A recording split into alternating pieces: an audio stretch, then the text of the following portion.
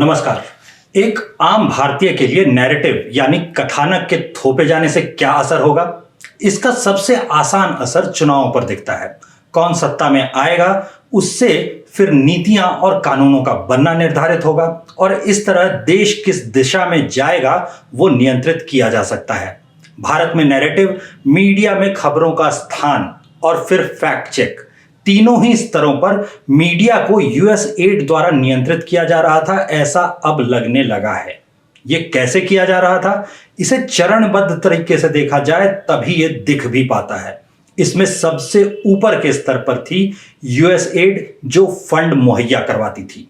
इससे निकलने वाला फंड इंटर न्यूज नाम के एक एनजीओ को जाता था। इस इंटर न्यूज का काम विश्व भर में मीडिया संस्थानों का सहयोग और समर्थन करना था।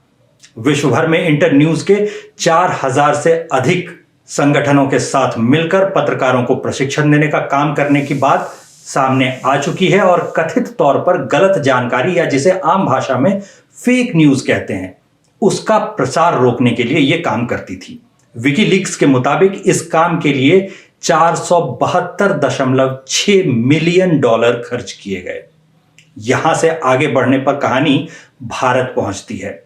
भारत की संस्थाओं की ही नहीं, मतलब आम लोगों को भी अगर हम लोग देखें तो आम लोगों को भी पता है कि विदेशी फंड से चलने वाले एनजीओ किस तरह का काम करते हैं। इस क्रम में भारत सरकार पिछले कुछ वर्षों में हजारों एनजीओ का एफसीआरए लाइसेंस रद्द करके उन पर कार्रवाई भी कर चुकी है। ओमडीआर नेटवर्क हो, सोरोस के ओपन सोसाइटी फाउंडेशन हो, फोर्ड फाउंडेशन हो या फिर रॉकफेलर की संस्थाओं के नाम हो, इन सभी से लोग परिचित हैं। ये सभी के सभी इंटर न्यूज को फंड देने वाले समर्थकों में शामिल हैं। इस इंटर न्यूज ने भारत में अपना काम डेटा लीड्स नाम की एक संस्था को दे रखा था। इंटर न्यूज की वेबसाइट पर फेलोज की सूची में बतौर पार्टनर डेटा लीड्स का नाम दर्ज है। समाचारों से लेकर फेक न्यूज और भ्रामक सूचनाओं तक पर प्रशिक्षण देने के लिए डेटा लीड्स ने प्रशिक्षक तैयार करने शुरू किए थे और उनकी एक संस्था फैक्टशाला के जरिए यह प्रशिक्षण जो है वो दिया जा रहा था। इस काम में गूगल न्यूज इनिशिएटिव भी फैक्टशाला का सहयोग करती थी। फैक्टशाला के माध्यम से जो लोग प्रशिक्षकों को प्रशिक्षित करके तैयार कर दे रहे थे, यानी ट्रेनिंग ऑफ द ट्रेनर्स का काम कर रहे थे, टीओटी कहा जाता है एनजीओ की भाषा में इसको, उनका नाम देखते ही ये नजर आ जाता है कि ये लोग किस पक्ष से बैटिंग करते हैं। इसमें ऋतु कपूर हैं, शेखर गुप्ता हैं, जयंत मैथ्यूज हैं, फायो डिसूजा हैं, ये सारे नाम दिख जाते हैं। राजनीतिक रूप से इनका झुकाव किस तरफ है वो सबको पता है। फैक्टशाला के काम का असर क्या हुआ, इससे जुड़ी एक रिपोर्ट इंटर न्यूज की साइट पर भी है, यानी फैक्टशाला से इंटर न्यूज का सीधा संबंध भी दिखाई दे जाता है। इस फैक्टशाला से ही जुड़ी हुई कड़ियां प्रशिक्षण देने वाली एक दूसरी संस्था संभावना institute of public policy and politics पर ले जाती है। इसमें विशेष क्या है? यह जाने पहचाने वकील प्रशांत भूषण का एनजीओ है। Prashant Bhushan India against corruption जैसे मंचों के जरिए अन्ना हजारे के आंदोलन से जुड़े हुए थे और कथित तौर पर इन्हें मार पीट कर आम आदमी पार्टी से बिल्कुल योगेंद्र सलीम यादव की तरह ही निकाला गया था। शायद आप लोगों को याद होगा, अभी हाल में जब स्वाति मालीवाल वाली घटनाएं हुई थी तो इन घटनाओं की याद तो ताजा हो ही गई होगी।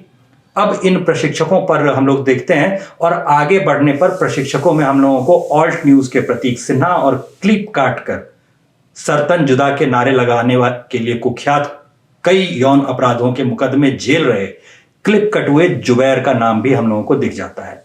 इनके साथ ही प्रोफेसर कंचन कौर भी प्रशिक्षकों में दिखती है। कई मुकदमे लगातार चंदा मांगने और यौन अपराधों जैसे मुकदमों के कारण तथाकथित फैक्ट चेकर प्रतीक सिन्हा और क्लिप कटुआ जुबैर तो पहचान में आ जाते हैं, लेकिन ये कंचन कौर कौन है? थोड़े दिन पहले आईएफसीएन का नाम सुनाई दिया होगा। ये फैक्ट चेकर्स को सर्टिफिकेट बांटते थे। इस संगठन की स्थापना में भी सोरोस की ओपन सोसाइटी फाउंडेशन परोक्ष रूप से अपनी संस्था पॉइंटर के माध्यम से शामिल थी।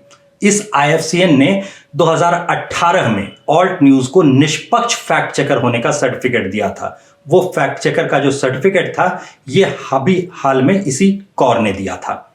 बांग्लादेश तख्तापलट हम सब लोगों ने देखा है। कुछ संस्थाओं के माध्यम से ये लोग बांग्लादेश तक में मीडिया का प्रशिक्षण दे रहे थे। कितने प्रशिक्षक तैयार थे ये समझना है तो फैक्टशाला की वेबसाइट के मुताबिक अब तक ये लोग 2500 वर्कशॉप करवा चुके हैं। इसमें 75,000 लोगों को मीडिया संबंधी ट्रेनिंग दी जा चुकी है। इनके पास 253 प्रशिक्षक हैं जो 18 भाषाओं में प्रशिक्षण दे सकते हैं। इनकी पहुंच 500 शहरों तक है और 400 कॉलेज यूनिवर्सिटीज में इनकी पैठ है। अब अनुमान लगाइए कि किस आकार और कितनी पहुंच की बात की जा रही है।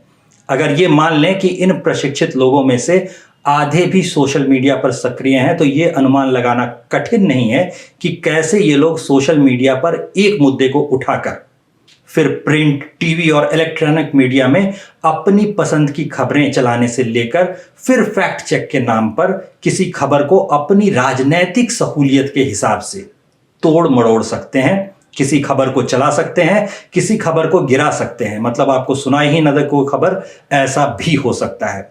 अब सवाल यह है कि जब यह सब हो रहा था तो क्या सरकार ने इसे रोकने की कोशिश की? आम जनता के हित में चौथा खंभा काम करे, इसके लिए एडिटर गिल्ड होती है, पीआईबी होती है, सूचना प्रसारण मंत्रालय जैसे सरकारी और गैर सरकारी विभाग होते हैं। ये सब कुछ कर भी रहे थे क्या? ये प्रश्न हमें पिछले वर्ष की एक खबर पर ले आता है। कुणाल कामरा, जो कई विवादों में घिरा रहने वाला एक स्टैंड अप कॉमेडियन है, उसने सरकार द्वारा दिए गए आईटी एक्ट में संशोधनों के खिलाफ एक याचिका डाल रखी थी। इस याचिका पर मुंबई की हाईकोर्ट का फैसला सितंबर 2024 में आया और हाईकोर्ट ने संशोधनों को रद्द कर दिया। यानी कि इकोसिस्टम सिर्फ मीडिया पर नियंत्रण ही नहीं कर रहा था, संवैधानिक संस्थाओं के जरिए वो ये भी सुनिश्चित कर रहा था कि उसका प्रयास कानून की पकड़ से बाहर रहे।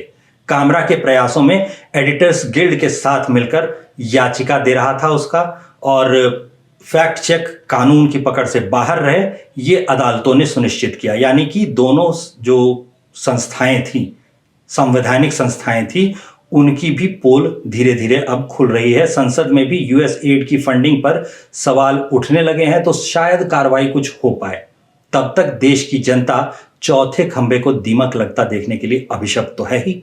आगे हम लोग इस पर और बात करेंगे, और जो फैक्ट चेकिंग के मामले में सरकार ने संशोधन किए थे आईटी एक्ट में, उस पर बात करेंगे और कैसे कुणाल कामरा और उसके गिरोह ने मिल करके इसको रद्द करवाया। इस पर हम लोग अगली कड़ी में देखेंगे, अगली कड़ी में चर्चा करेंगे। तो बने रहिएगा हमारे साथ, अगली कड़ी में फिर मिलते हैं।